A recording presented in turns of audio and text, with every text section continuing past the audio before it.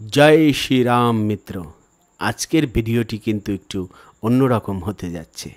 আমরা জানি যে আমাদের প্রভু ভগবান শ্রীকৃষ্ণ আবির্ভূত হয়েছিলেন বৃন্দাবন ধামে। প্রায় 11.5 বছর এই বৃন্দাবন ব্রজধামের কণকণে অনেক লীলাবিলাস করেছেন। কিন্তু এই বৃন্দাবন ধামে যারাই এসেছেন, যত সখীগণ গোপীগণ, তারা আগের জন্মে কে কোথায় ছিলেন দাপরে আসার আগে সেটি কি জানা আছে? হ্যাঁ মিত্র, তাহলে আমাদেরকে যেতে হবে ত্রেতা যুগে। প্রভু শ্রী রামচন্দ্র যখন বন গমন করেছিলেন 14 বছরের জন্য, তখন কিন্তু অনেক সাধু মহাত্মাদের সাথে প্রভু শ্রী রামচন্দ্রের দেখা হয়েছিল।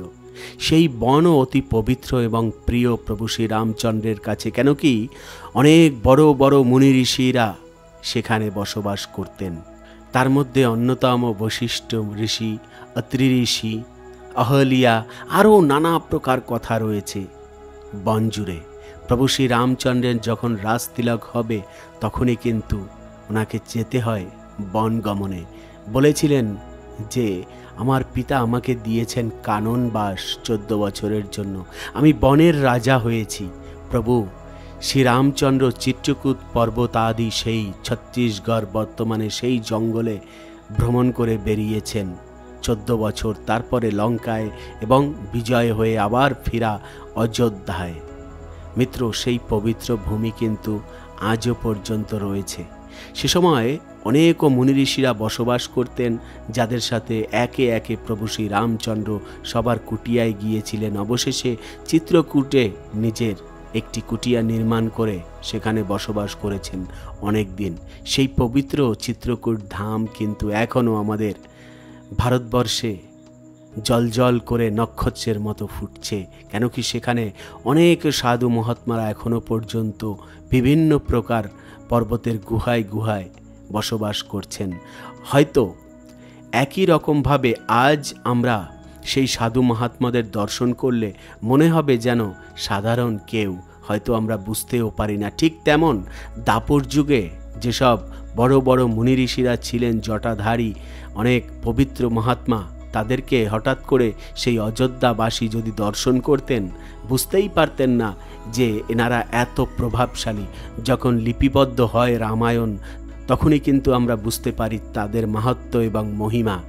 আজও সেই চিত্রকূট পর্বতে রয়েছে অনেক সাধু মহাত্মা যারা এখনও তপস্যা করছেন। যদি আমরা সেখানে দর্শনের জন্য যাই, হঠাৎ করে দর্শন করলে বুঝতে পারবো না যে ইনিরা কত বড় মহাত্মা। হ্যাঁ, কিন্তু একটি সময় হয়তো পেরিয়ে যাবে এই সময়টা, তখন গিয়ে পরবর্তী প্রজন্মরা ভাববেন, আহা, একটি সময় হয়তো কত বড় বড় মহাত্মারা এখানে তপস্যা করে গিয়েছেন।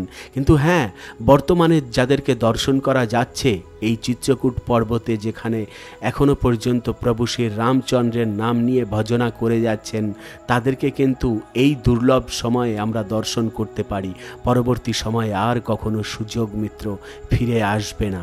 চলুন আমরা দর্শন করি সেই মহাত্মাদের। এখনও বড় বড় পর্বতের গুহায় মহাত্মারা বিরাজমান রয়েছেন, সেখানে অনেক ভক্তরা তাদেরকে দর্শনের জন্য যান।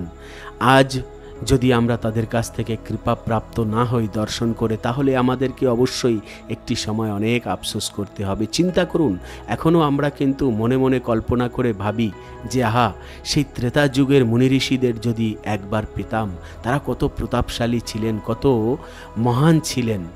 ঠিক তেমনি এই সময়টি বয়ে চলে যাওয়ার পরে একটি সময় এমন আসবে, তখন আমাদের নেক্সট জেনারেশন আবার আফসোস করবেন যে হায় রে, এই সময়ে থাকা মানে সেই সময় সাধু মহাত্মাদেরকে যদি দর্শন করতে পারতাম তাহলে কতই না ভালো হতো। তাই দেখুন, এখনো পর্যন্ত এখানের সাধু মহাত্মাদের দর্শন করলে মনে হবে যেন ত্রেতা যুগের সেই বৈশিষ্ট্য ঋষি, অঙ্গিরা ঋষি, আরও অসিত দেবল আদি যত ঋষিরা রয়েছে, তাদেরকে যেন সাক্ষাৎ দর্শন করা যাচ্ছে পুনরায়।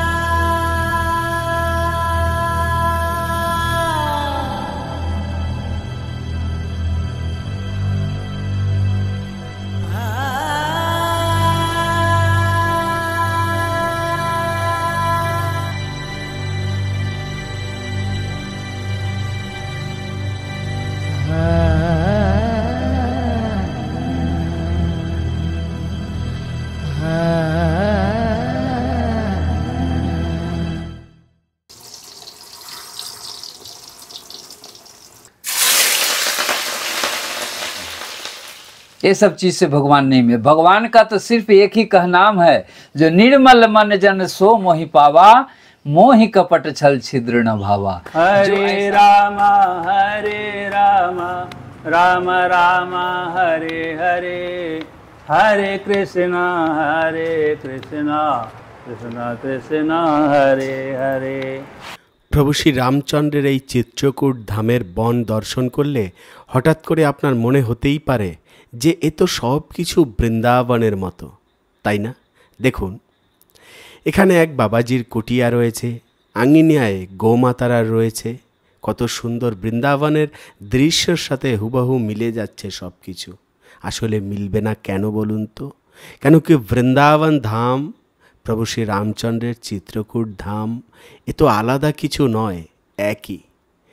এই মহাত্মারা যেরকম দাপরে এসেছেন তেমনি রামায়ণেও ছিলেন। আজও এখানের সব মহাত্মারা যেভাবে বৃন্দাবনের সব মহাত্মারা সাধন ভজন করেন, সেরকম এখানের মহাত্মারাও, সাধুগুরু বৈষ্ণবেরাও একই রকমভাবে সাধন ভজন করেন। তবে কথায় আছে না যে প্রভু শ্রী রামচন্দ্রের রামরাজ্য, আসলে ঠিক তাই। কুটিয়ায় কুটিয়ায় প্রভু শ্রী রামচন্দ্রের বিগ্রহ দর্শন করতে পারা যায়। আর বাবাজিরা প্রসাদ তৈরি করে প্রভু শ্রী রামচন্দ্রকে ভোগ অর্পণ করেন, যজ্ঞ করেন। যদিও বা পদ্ধতিটা একটুখানি আলাদা মনে হলেও মার্গ কিন্তু সবার একই রয়েছে।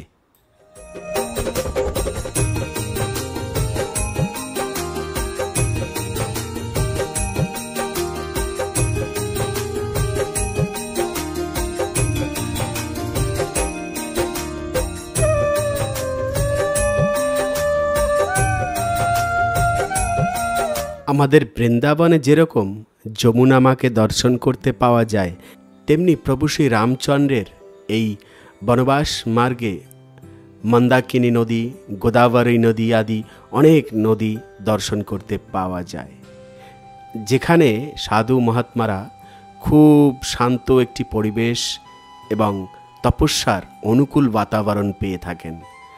মিত্র, এ কোনো সাধারণ নদী নয়, যেখানে প্রভু শ্রী রামচন্দ্র অনেকবার স্নান করেছেন। মা সীতাকে নিয়ে এই নদীর তটে তটে ভ্রমণ করেছেন, অনেক ফল মূল আদি গ্রহণ করেছেন এই পবিত্র বন থেকে।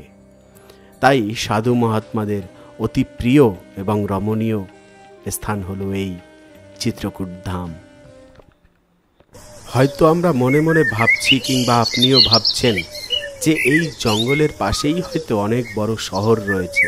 না, আসলে চিত্রকূট ধাম থেকে, রামঘাট থেকে অনেকটা দূরে বনের ভিতরে প্রায় পায়ে হেঁটে আপনাকে কোথাও 20 কিলোমিটার, 30 কিলোমিটার, 50 কিলোমিটার ভিতরে আপনি যখন প্রবেশ করবেন, দেখা যাবে সেই স্থানেই মহাত্মারা রয়েছেন।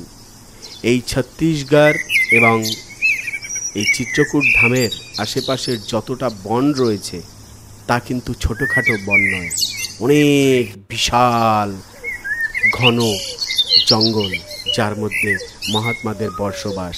এখনো পর্যন্ত এই বনে অনেক হিংস্র জীবেদের দর্শন পাওয়া যায়, তারা কিন্তু আপনার ক্ষতিও করতে পারে।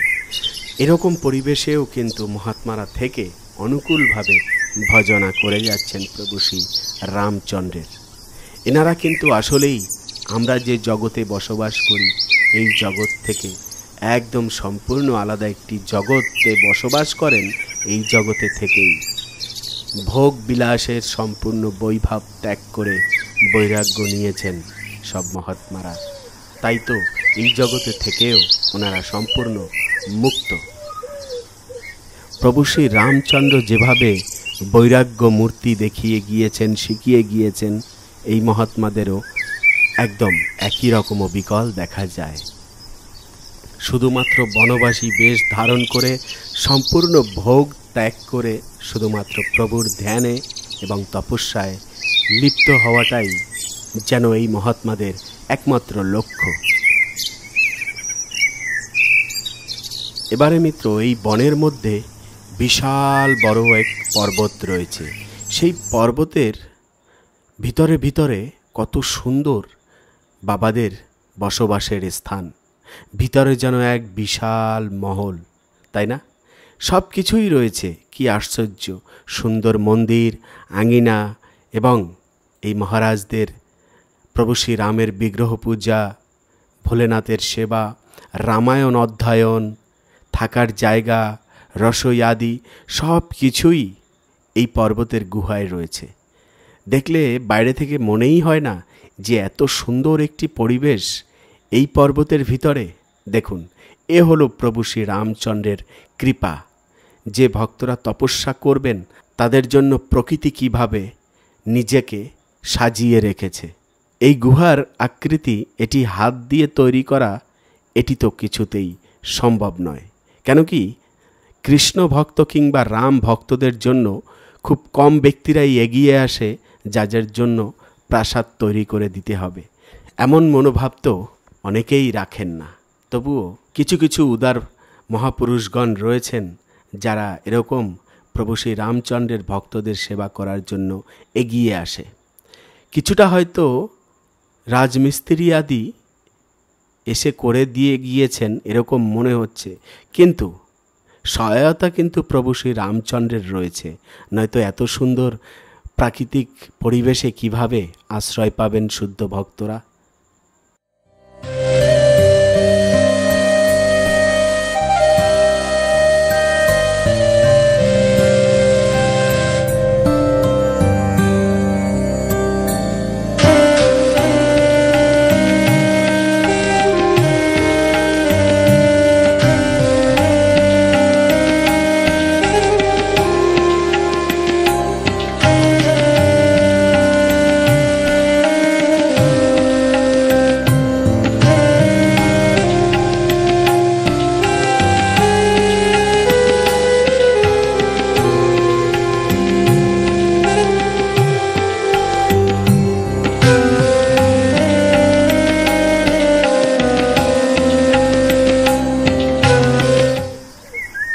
চিত্রকূট ধাম থেকে অনেক দুর্গম পথ অতিক্রম করে পায়ে হেঁটে তারপরে এসব স্থানে আসতে হয়। মিত্র, যানবাহনের কোনোই কিন্তু বালাই নেই এসব অঞ্চলে। তাই এ জগতের ভোগবিলাস থেকে অনেকটাই দূরে থাকেন প্রভুর ভক্তরা।